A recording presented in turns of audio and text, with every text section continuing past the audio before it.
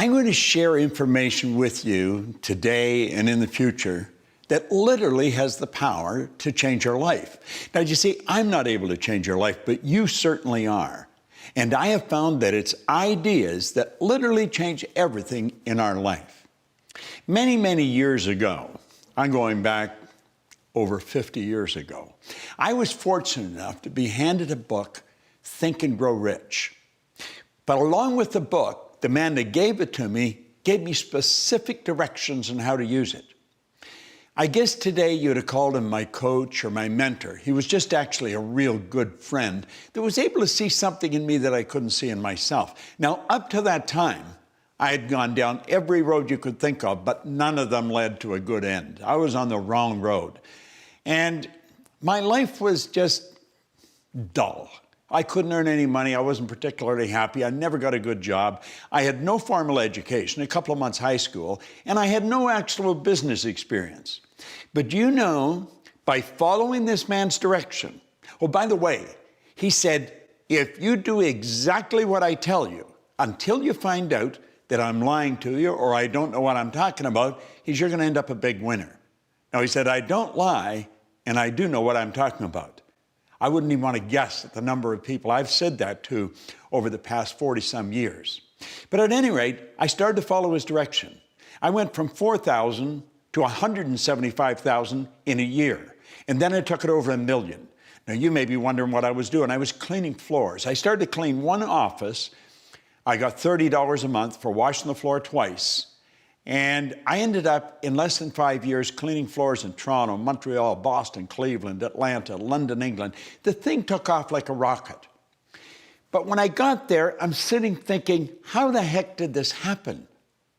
You know, there was a lot of people cleaning floors, but they weren't doing what I was doing. There was a lot of people reading Think and Grow Rich, but they weren't doing what I was doing. And I had to ask myself what happened. I had been raised to believe, probably much the same as you, that if you're going to earn a lot of money, you got to be really smart. I knew I wasn't very smart, but I was earning a lot of money. So I started looking, and I started searching. It took me 9 years, and I finally got the dots to connect. And when I got the dots to connect, and I figured out why I changed, I realized I had discovered something very, very valuable. Do you know this may sound odd, but it's true. You can go into the largest companies in the world, and they all have stars, but relatively few of them can tell you why they're stars. They don't know why they're stars. Find the top salesperson in any organization. 99 out of 100 of them cannot tell you why they're the top salespeople. You see, if they knew, or if the company knew, the company cannot give it everybody. Well, I knew why I was winning. Now, mind you, it took me 9 years to figure it out. I studied with some of the most brilliant people in the world. And when I got it figured out, all I wanted to do was share it. I wanted everybody to know it. It was such a simple thing. And it was such a phenomenal discovery for me. But I had a problem. I was shy. And I was very quiet. And I was withdrawn. I mean, I wouldn't ask a question in front of 4 or 5 people. Sometimes I wouldn't ask a question anywhere because I was so insecure in that area. Very knowledgeable in one area, but very insecure. And one day I was standing in the back of the ballroom at the O'Hare Hyatt Hotel.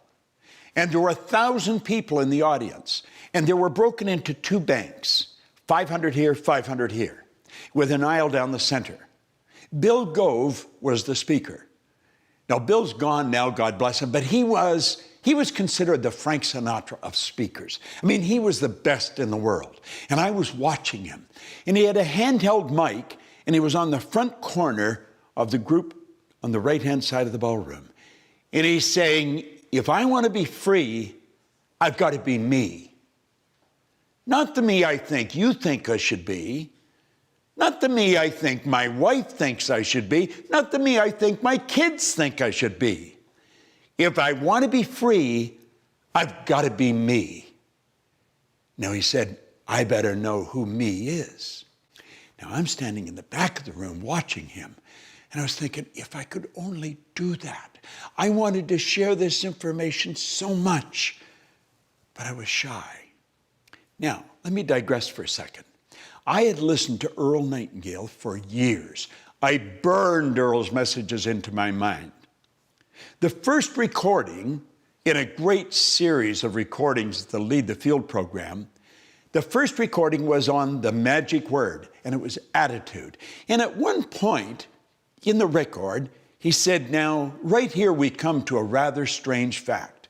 We tend to minimize the things we can do, the goals we can accomplish, and for some equally strange reason, we think other people can accomplish things that we cannot. He said, I want you to understand that's not true. You've got deep reservoirs of talent and ability within you. Now, if you asked me if I understood that, I'd say, of course I understand it. I listened to that. I'll bet I had listened to that at least 1,000 times in the 9 years that I was searching for why was I winning. And if you'd asked me, I'd have said, yeah, I understood it. I didn't understand it at all. And I'm sitting there, standing actually, watching Bill Gove, and that record started to play in my head. And I could hear Earl Nightingale say, now right here we come to a rather strange fact. We tend to minimize, and I thought, that's what he means by that. And I made up my mind, I was not only going to do and learn to do what Bill Gove had just done in front of me, I was going to get him to teach me. And I did. And Bill Gove and I became great friends. In fact, the last speech Bill Gove made was for my company. That's right. It was about 5 years ago. It was in December. On the 13th of December, Bill Gove passed away. If he had lived till January, he would have been 90. He did what he loved right up until the last day. But I owe him such a vote of thanks.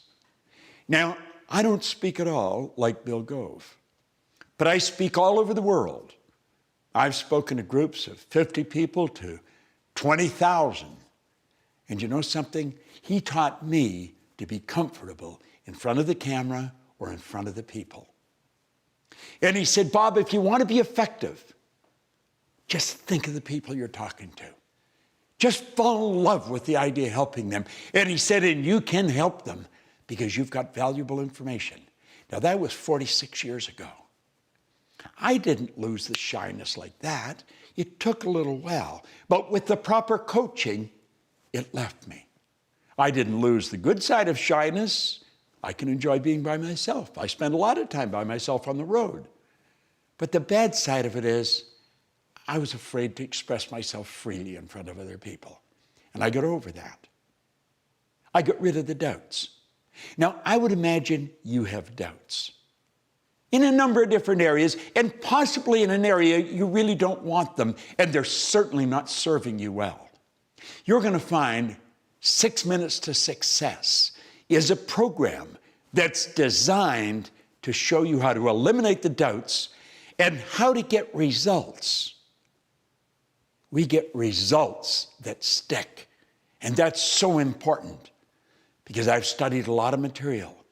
I've watched a lot of people working, and you can read a book or listen to some recordings or go into a seminar, and you'll find that right away there's a blip in your results. They get better, but they come right back down. They don't stick. Here in our company, in the Proctor Gallagher Institute, we deal with results that stick, and you're going to love this because we give you phenomenal information. Now, the one point that I want you to burn into your mind right now, and it may be totally illogical at first. Watch this over and over and over and over again. It's the repetition that fixes it in your mind. And when it's fixed in your mind, baby, you got it. And you know you've got it. We're going to give you results that stick.